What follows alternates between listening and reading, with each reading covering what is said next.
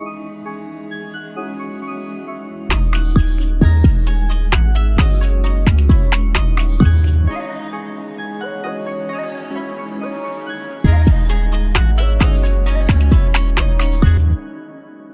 boys and girls. I have a pretty interesting topic to talk about today. Something that I've teased, of course, is Zoro related. You guys could be able to tell by the title. But today, we're talking about Zoro's possible awakening that could happen in chapter 1044, or even beyond. Does not have to be 1044, but it could happen, or more than likely, probably should happen before the end of Wano. Like Zoro being out until the end of the arc is just not something I see happening, because it's just not on brand. And Zoro being Luffy's partner, he's typically awake to see the end of these battles, and I think he has to be, or maybe even be involved before Kaido actually goes down. Now, before we get to that, I have a major spoiler warning. So first, we've seen the 1044 preview, right? Where they talk about a strange phenomenon which will change the times is about to occur on Onigashima. But that's not the only thing. The people that typically handle the scans or the chapter coming out early released a statement. And this, I don't think has ever happened before. They're basically telling people that read the spoilers, this is one that you probably don't need to read the spoilers for. And just talking to so many different people, they're saying, Brago, get off the internet. You do not want to be spoiled on this one. So guys, major spoiler warning. Be careful of channels that cover spoilers, because this is the week where you do not want to be spoiled. It is a chapter apparently of epic proportions, guys. That's what I'm hearing. So I'm not gonna be in the comment section. I'm just gonna be dropping videos and dipping out peace, okay? But with that out of the way, guys, do not spoil in the comments. Please be respectful of other people not wanting to be spoiled. And with that being said, let's talk about Zoro. So I had hinted this. We're gonna talk about Zoro and Zoro's possible awakening. So I guess let's start here being the sub button, because hold on, there's a bit to get to, but think of this as a checkpoint, right? And drop a like, but then if you are intrigued by this theory at the end, you gotta subscribe. Gotta drop a sub and say, you know what? All right, my guy, I got you. If not, you're not fulfilled to that obligation, okay? At least hear me out. The last time we saw Zoro is in chapter 1038, and it seemed like Zoro is face to face with the Grim Reaper. Now, this is odd considering before then Zoro had passed out, and we assumed, okay, he's passing out, but it didn't seem like he passed out from the effects of the drug, which they said he will suffer twice the damage later. So when he was injured, he couldn't move, but then it will be doubled after the effects take place. That is a considerable after effect. Now, so we see Zoro, he's face to face with the Grim Reaper, and then speculations came about. Some people thought it was Brook playing a joke, the tone did not match, and then going forward, we saw that Brook was nowhere near Zoro. So what's going on with our guy Zoro? Based on that, some theories have derived that Zoro, this is the step to awakening Enma. This is Zoro getting to another level. This is Zoro's awakening, and people are tying it with Luffy's awakening, and this being somewhat attributed to fate and destiny as well. Now, something I noticed was while going back and just reading some old Zoro chapters, Zoro versus Kuina, Oda highlights the moon quite a bit. It is a prominent part of their matchup, I would say of that chapter, chapter 5. And it's funny that that chapter is called The King of the Pirates and the Master Swordsman. Now, I gotta say, I don't think Kuina ever comes back. I think Kuina is actually dead, but it wouldn't be surprising if Zoro actually has, you know, an interaction or thinks back to Kuina in this moment where I think he's going through an awakening of not only swordsmanship and swordsman skills, but also his lineage. That's why Oda's been somewhat tongue-in-cheek with who Zoro actually is. Remember, when we saw Shimosuke Shimaru, a lot of people had speculated, hey, this is Zoro's dad, and Oda came out and said, well, no, that's not Zoro's dad. For a specific reason, because that's something you could let hang over the fan base for a while, but Oda dispelled it for a reason, saying, no, that's not his father, give it time. So that tells me something else is coming. Now, to get to where this started, in the community, we have amazing people that go digging to try to find parallels, and parallels typically sometimes they do make sense. In this case, it's a parallel between Luffy and Zoro and why Zoro's awakening is coming. In chapter 943, I'd mentioned this before, the chapter is called Smile. Now, 100 chapters later, we see Luffy returning, he's smiling, and that's the return of Joy Boy. What people are also looking at is in chapter 944, titled Partner. It's a monkey with a straw hat and Luffy is smiling on the jacket, but people are talking about the chapter titles, Smile and Partner, basically connecting the two with Zoro being Luffy's partner, his first mate. But then the parallels went a bit deeper. Of course, with the moon, we have to go to Bink Sake and the lyrics, which a lot of people are using as a base of what's happening right now. Of course, in hindsight, without context, it doesn't really match up, but now having context, it's like, whoa, this could be telling us what will happen. So first, for chapter 1043, the Bink Sake line that people think about is, now comes a storm through the fog far-off sky. Now the waves are dancing,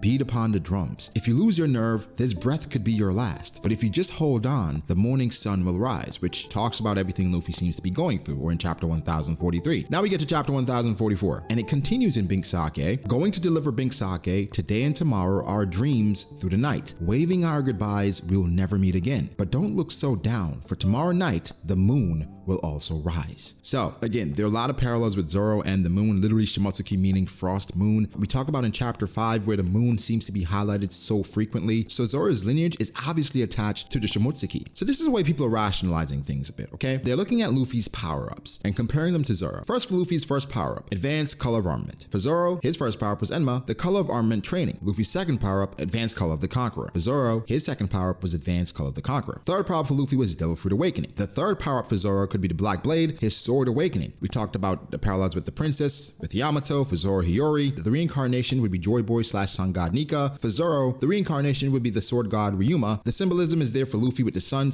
equals fire. And the symbolism for Zoro with the moon would be Shimotsuki equals frost moon, frost equals ice. So there are a lot of parallels there that people are drawing. But let's go to chapter 937, where he's talking to Yukimaru. One thing Yukimaru talks to Zoro about is the land of Wano, the land of the samurai. And he talks about just how important Shusui is to the land of Wano, and how it's a national treasure because of Ryuma, and he was consecrated as the god of the blade. Zoro doesn't care about any of this, and is saying that he's going to take Shusui back because he just doesn't feel right without all three. Yukimaru goes on to say that he's overestimated Zoro, and that he has no idea what he's talking about. And he talks about how Zoro doesn't think about anything else but his own desires, which does lead to speculation about Zoro and unlocking a black blade. But then I think about what he says. Are you but some greedy boy with little thought aside from your own base desires? This goes back to fate a bit for me, because something that will be explored is Luffy and his own desires based on things that's placed upon him. And for Zoro in this situation, Yukimaru is saying that you have to think beyond your own desires. So in a way, we expect, because Luffy is consecrated as Joy Boy, the god of the sun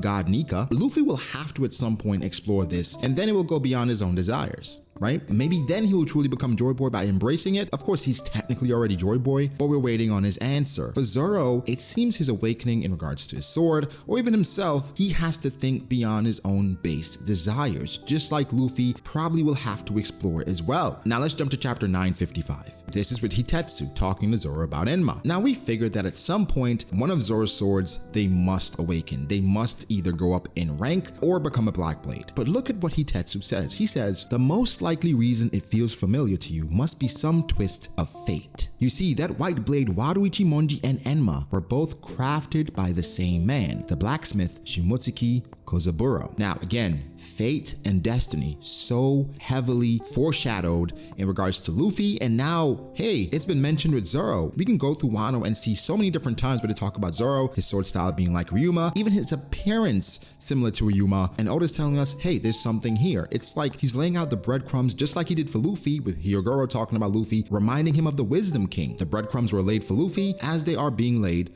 for Zoro. Now again, I mentioned in a video yesterday about fate and destiny loosely, where fate, these things is controlled by the cosmos, right? It's meant to happen. So Zoro getting these blades, it was fated. But for Zoro's destiny, those are conscious decisions. Based on who you are with fate, you are going to get here in regards to getting these blades. But for you to fulfill your destiny, you have to make conscious decisions, train, grow stronger for your destiny to be fulfilled, because it just doesn't work out that way. To put this in layman's terms again, it's like LeBron James, right? LeBron, he was fated to be an NBA player based off of his size, his skill set, and just how he grew up. For him to be an all-time great, to fulfill and become this basketball player of destiny, he had to make the conscious decision to train, to work out, to take care of his body, and then he's fulfilled his potential. That to me is the key difference between fate and destiny, where for Zoro, he was going to get here. The talent with his connection to the Shimotsuki, the people he met, it was his fate to get here. But his destiny, it will be fulfilled once he makes the conscious decision to think about things other than his own base desires. Then he will truly unlock the power of Enma, maybe its rank being raised, and also in some way connect to the sword god Ryuma. I think it's so perfect based on how Oda likes to do things. We talked about this in a previous stream about Oda and just the name God Valley, right? Where it's like gods are always on a plateau, higher than others, but in a valley it's typically lower. So you're saying God Valley, it's almost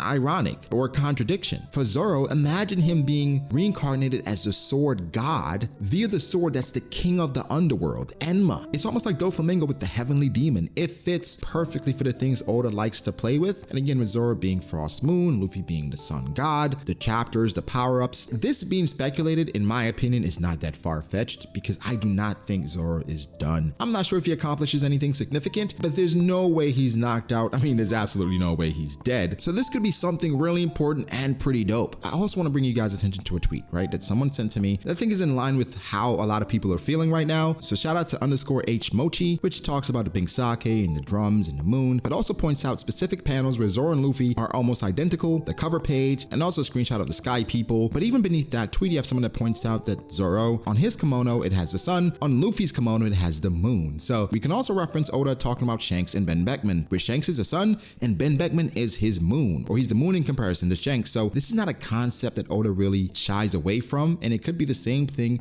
with Luffy and Zoro. Guys, of course, there's some bias there because I would love for Zoro to come back and do some crazy shit, but it's all in front of us. Either way, you guys let me know your thoughts. How do you feel about all this? Do you think there's any merit to it? Do you think it's just One Piece fans going crazy again, trying to make connections? Either way, it's all interesting. I'm just bringing it to you guys. It's crazy. This chapter week is going to be insane, but let me know your thoughts. Make sure to like the video if you did. Subscribe to the channel for more content like this. Follow me on Twitter at BragoDAce. Follow me on Instagram at BragoD.Ace. Thank you to my patrons. I appreciate you guys all so much. Again, guys, be sure to like and subscribe, and I'll catch you in the next one. Peace.